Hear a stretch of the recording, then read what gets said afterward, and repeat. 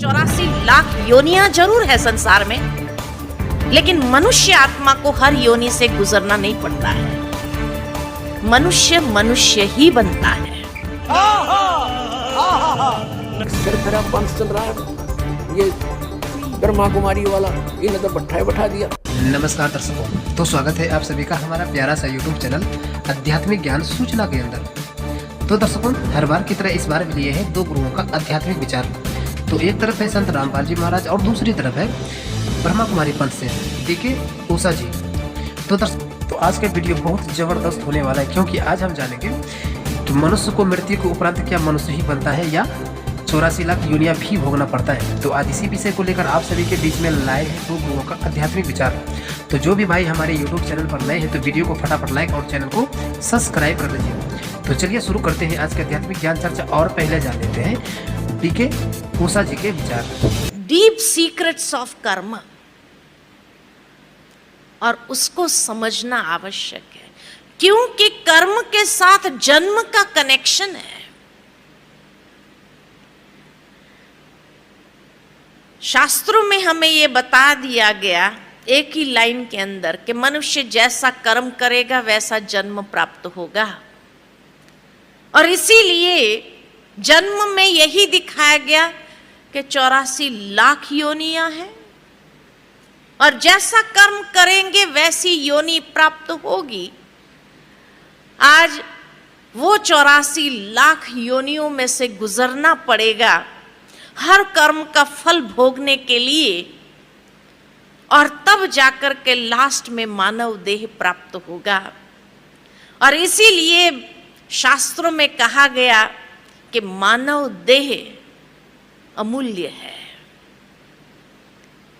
क्योंकि बहुत जन्म के बाद वो प्राप्त होता है।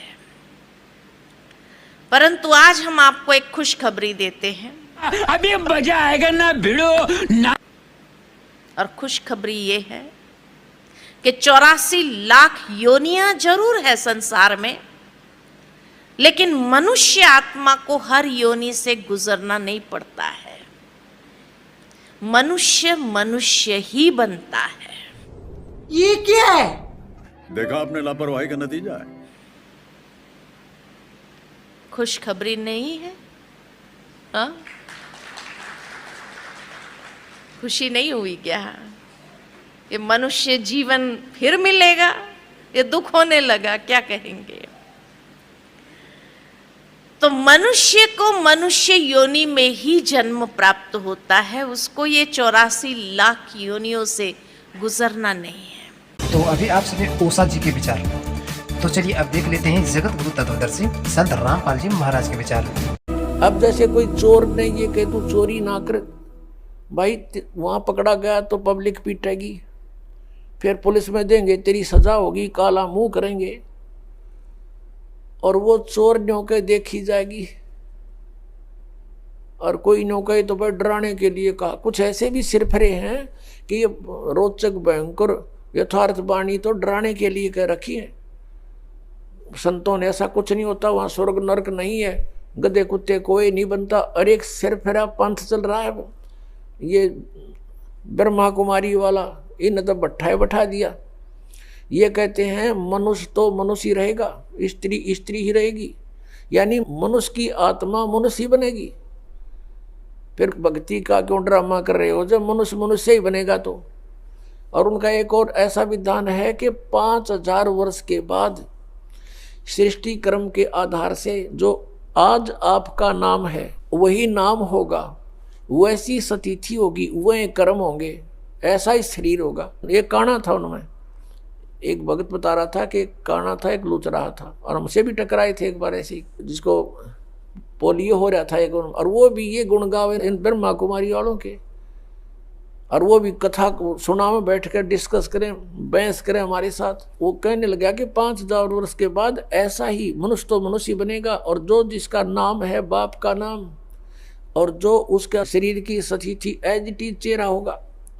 तो उस भक्त कह रहा था कि मैंने उसे कहा कि काने तू तो काना ही बनेगा 5000 वर्ष के बाद, और लंगड़े तू लंगड़ा ही बनेगा। फिर टट्टू की भक्ति कर रहे हो तुम, क्या फायदा इस भक्ति का? मान्य फिर भी नहीं, मुंह चढ़ा के चले गए। तुम तो विरोध करते हो। अरे अज्ञान का विरोध नहीं करेंगे तो और क्या करेंगे, समर्थन करेंगे इसका। ऐसा ही एक बार इस दास को मिले थे, यही स्थिति थी, दोनों जोड़ा, उनको भी ऐसा ही कहा तो बुरा मानकर चले गए, माने नहीं, क्योंकि ऐसा सिर फिरा दिया इन्होंने, ऐसी भर दिया हमारे अंदर सारा गंद। तो जो प्रसंग चल रहा है, तो पुण्यात्माओं,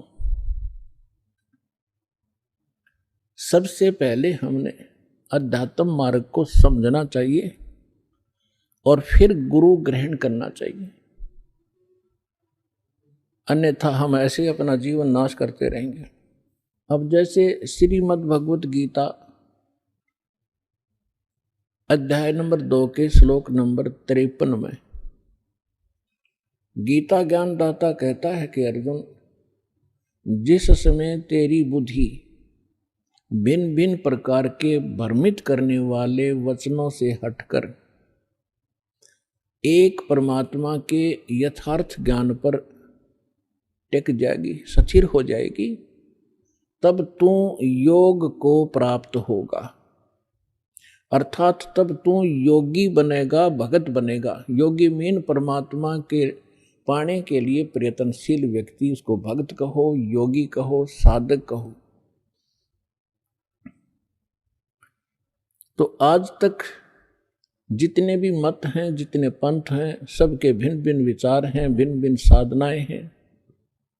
परमात्मा की परिभाषा से भी वो लोग परिचित नहीं है। तो उसके लिए परमात्मा आते हैं। आप जी को बहुत बार समझाया है, बहुत बार ज्ञान सुनाया है और सुनाते ही रहेंगे, क्योंकि ये ऐसा अनमोल ज्ञान है जो आपको दोनों लाभ देता है। जैसे कोई रोगी होता है और वो उसको भूख नहीं लगती, जबर जिसको हो जाता है, और मनुक्खा, दाख, किशमिश, सेब, संतरे खाना जो प्रतिदिन खाता है, वो भी उसको कड़वा लगता है, जिह्वा पर रखा भी नहीं जाता, थूक देता है। तो उसके लिए क्या ट्रीटमेंट है? कड़वी गोली ही खानी पड़ेगी, ना चाहते हुए भी खानी पड़ेगी। जैसे मलेरिया हो गया